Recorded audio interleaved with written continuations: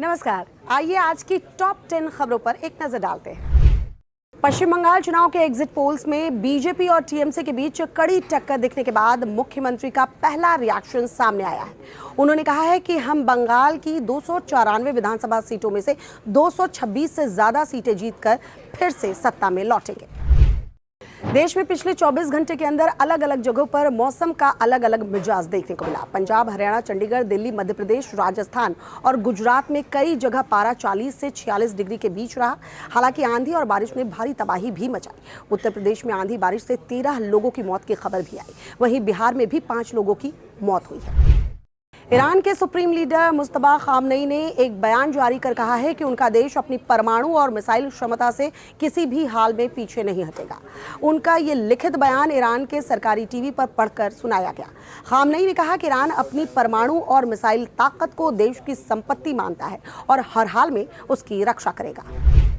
Hormuz पर जारी नाकेबंदी के बीच गुरुवार को कच्चे तेल की कीमतें पिछले 4 साल का रिकॉर्ड तोड़ते हुए $126 प्रति बैरल तक पहुंच गई। तेल की कीमतों पर ईरान की तरफ से प्रतिक्रिया सामने आई है और उसने कहा कि अमेरिकी नाकाबंदी का उसके तेल उत्पादन पर तो कोई असर नहीं हुआ, उल्टे तेल की कीमतें बढ़ गई हैं।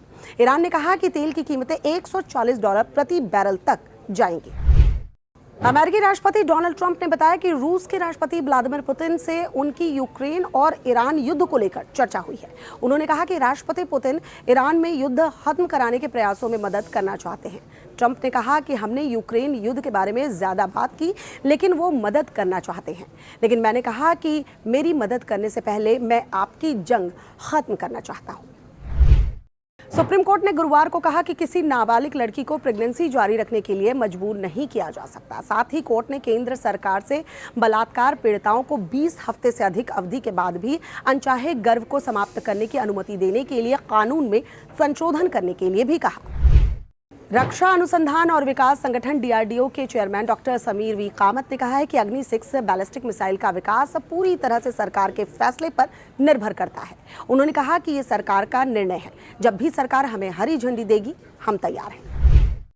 गुरुवार को शुरुआती कारोबार में ₹32 गिरकर अमेरिकी डॉलर के मुकाबले अपने अब तक के सबसे निचले स्तर 95.20 पर पहुंच गया है। समाचार एजेंसी पीटीआई के मुताबिक ब्रेंट क्रूड की कीमत बढ़ने और अमेरिकी डॉलर के मजबूत होने की वजह से रुपए में गिरावट दर्ज की गई। राजस्थान रॉयल्स के कैप्टन रियान पराग पर मैच फीस का 25% जुर्माना लगाया गया है। दरअसल रियान पराग को इंडियन प्रीमियर लीग के 40वें मैच की दूसरी पारी के दौरान ड्रेसिंग रूम में वेप यानी ई सिगरेट का इस्तेमाल करते हुए देखा गया था।